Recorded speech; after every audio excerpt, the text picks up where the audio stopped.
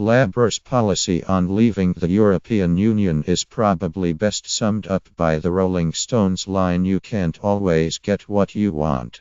On Tuesday morning, the party's Brexit spokesman, and one of its brightest talents, Keir Starmer, tried to explain what Labour's policy on leaving the EU was and what it was not. Until recently, Labour had tried to be many things. Understandably so, because the party had to bridge the gulf between its Remain voting and Leave voting seats. Since Parliament, with the support of most Labour MPs, voted to trigger Article 50, the party's position has become clearer. Rightly, Sir Keir insisted that EU nationals won't be bargaining chips in forthcoming talks. He also outlined a significant shift on immigration. Even a few weeks ago, Labour's position was perceived to be soft on freedom of movement. Labour's policy is now to prioritise jobs, workers' rights, and living standards in Britain over the right for people to work and travel around the continent. It is undeniable minus, and a tragedy minus, that Britain's vote to leave the EU was founded on fears over immigration. Sir Keir's position, at first glance, looks very much like the one offered by his Conservative opponents. Both Labour and the Tories now accept restrictions on freedom of movement despite the implications. Access to the single market. Both will have a vote in Parliament on the deal, although Labour envisages time to go back to Brussels if MPs reject it.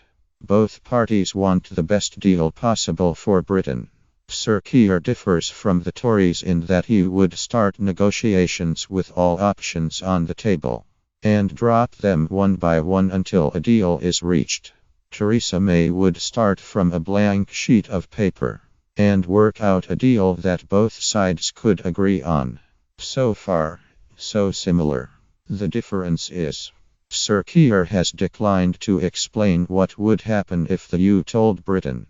The deal on offer in March 2019 was a take it or leave it one. When pressed, he said the country could fall back on transitional arrangements and contingency measures minus an answer. Felt like a political deus ex machina conjured up to escape a seemingly unsolvable problem. If Mrs. May could not get a deal from EU that she found agreeable, then Britain would crash out of the EU. This would be a disaster for the country, and a warning about the strength of the hardline Euroscepticism in the Tory party.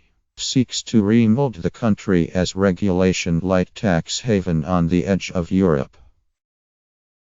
There was an easy way out for Sir Keir. He could have said he would ask Parliament to invoke Clause 3 of Article 50 to ask the government to seek an extension of the 2-year negotiating period. The EU is, after all, a union of democracies. If MPs asked for an extension, the pressure would be on Brussels to concede it. If Sir Keir ends up as a member of a Labour government, however unlikely that looks, he might still take this course of action. But Sir Keir cannot make this sensible suggestion policy now. He has to face the world as it is, not how he might want it to be. To engage in the hypotheticals of perhaps staying in the EU until we get the departure deal Britain wants would be taken as trying to avoid leaving.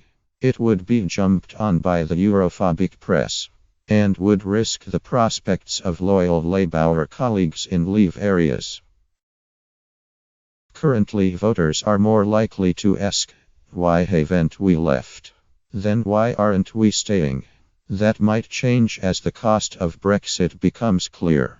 Unlike the Lib Dems, who have made it their unique selling point, and at best will get a few dozen seats, Labour cannot now offer a second referendum, nor membership of the single market.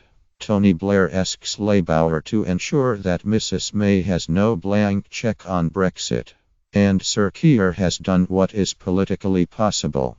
The fact is, we are leaving the EU. In doing so, Britain must seek the closest relationship with Europe while rebuilding the public finances.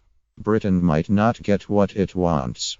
But as Mick Jagger drawled, if you try sometimes, well, you just might find you get what you need.